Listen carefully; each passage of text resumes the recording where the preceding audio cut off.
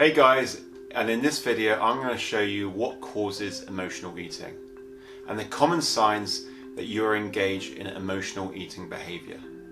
If you want to know more about emotional eating and other factors that influence your health, be sure to subscribe to this Fit by Health channel. Emotional eating is the act of eating in response to negative emotions. This style of eating commonly falls into the overeating category rather than the undereating category. I say commonly because there is some evidence to suggest that high-level emotions such as anger and fear may produce a decreased intake of food due to the effects these emotions have on your metabolism. Whereas more, shall we say, consistent and enduring feelings such as boredom, sadness, low confidence may increase your food intake. A large factor seems to be the presence of types of foods. I read a great study of this in the fantastic book called The Hungry Brain by Stephen Guyenet. It involves rhesus monkeys. The general pattern of eating appears to be context, feeling, desire to change or diminish feeling, eat, post-eat feeling of shame, guilt and regret. So let's provide an example. You've just had a hard day at work, you're tired and still stewing from that email your colleague that you thought was a bit abrupt. Your child has gone to bed. So this is the context. You feel restless and a bit bored as nothing seems to be on the TV. So this is the feeling. You want to feel something other than boredom and you remember there is a bar of chocolate in the fridge. Not just a bar, but a block. You've just found a movie you like but you've seen 1,000 times on TV. So you think, bugger it. Even though you've been trying to shift a few pounds over the last few weeks, this is a common desire to change or diminish the feeling stage. So you eat the block while watching the film. Once the film is finished, you walk up the stairs to bed and feel disgusted you ate all that block of chocolate, especially as you feel all sickly now. You stare at the ceiling, ashamed that you feel all the work you've done in the last few weeks has evaporated during the evening of boredom. You may have experienced something similar in your life, and it is a common reason why A, people never get to the weight they desire and yo-yo dieting still persists, and B, why you have such a high level of people who are unhappy with their body and feel out of control. Now there's largely three theories around emotional eating.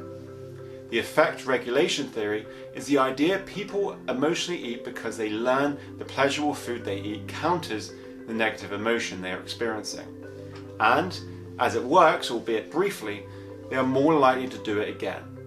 This is very much like a learning-based act. You felt a little bit better after eating while you felt sad the last time. So your brain sees it as an option this time round when you're feeling sad. The brain negates the feeling of shame and regret you felt after the episode and focuses just on the brief feeling of satisfaction while you were eating. The second theory is the Psychosomatic Theory, and this describes how people emotionally eat because they confuse physiological arousal related to emotions with hunger, therefore respond with eating instead of engaging in more functional coping strategies. In some respects, this is the basis of intuitive eating, where you learn to eat when hungry.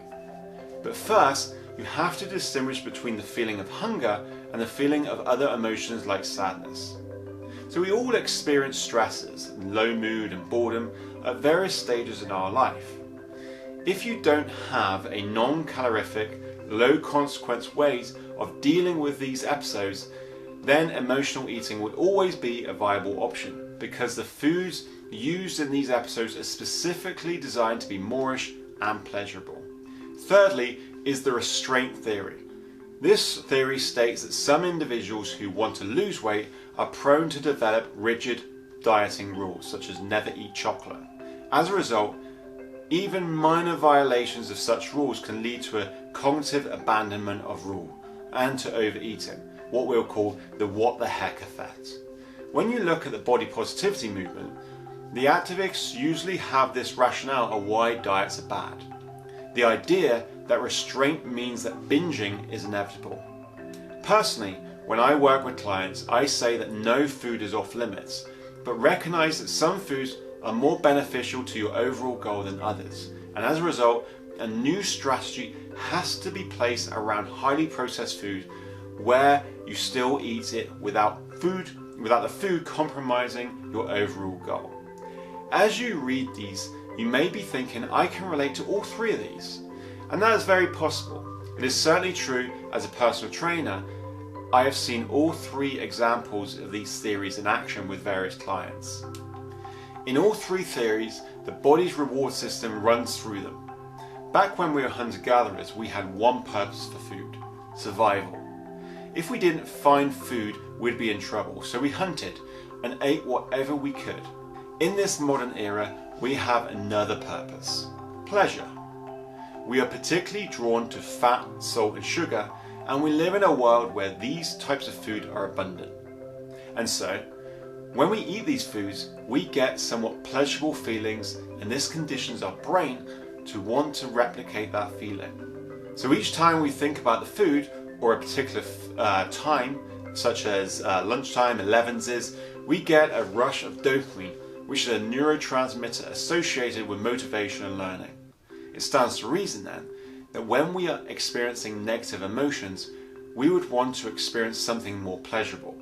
And what better than something that is 1. Quick and easy to access, 2. A known entity to give pleasure, and 3. Doesn't require much effort to engage in. This wouldn't be a problem, but this method has consequences, especially if it conflicts with other desires and goals, namely to lose weight and have more respect in your body.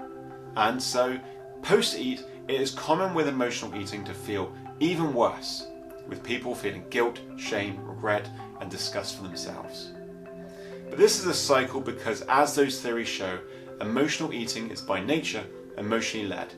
And so we know 3 things likely to be true in the future.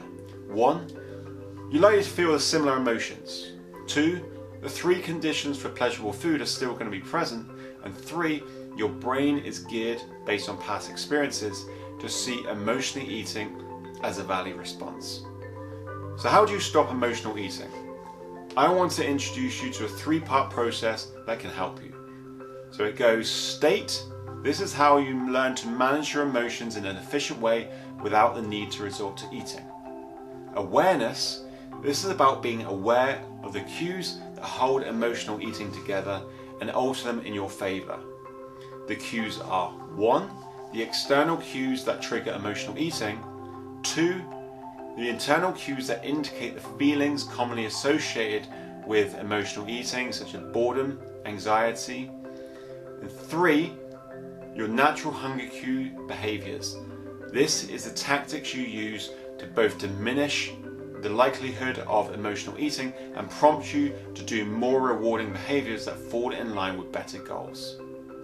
The common mistake with starting with behaviors, such as making sure that this type of food isn't in the house, the problem with this is that it's shown not to work.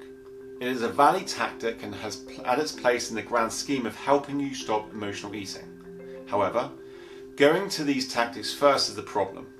Emotional eating, as the name suggests, is emotional in nature. So it requires you to experience a different emotional state before attempting to change your behaviors. So to conclude, I believe that emotional eating is the kryptonite to weight loss that is sustainable and you feeling body confident. It provides a short-term solution to avoiding negative emotions, but can provide a consequence of feeling worse via shame, regret and disgust. The solution is through having non-calorific, non-consequential ways to managing your emotions, awareness of what can trigger emotional eating, and behavioral and environmental tactics to making emotional eating harder to do. So I would love to hear your experiences with emotional eating. In the comments box there's a link to the short questionnaire, and if you fill it out, I'll send you a professionally recorded guided relaxation audio. So thank you for watching, and I'd love it if you could subscribe to this channel and like this video so the YouTube algorithm can show this to more people who can get value from it. So until next time, thank you for watching.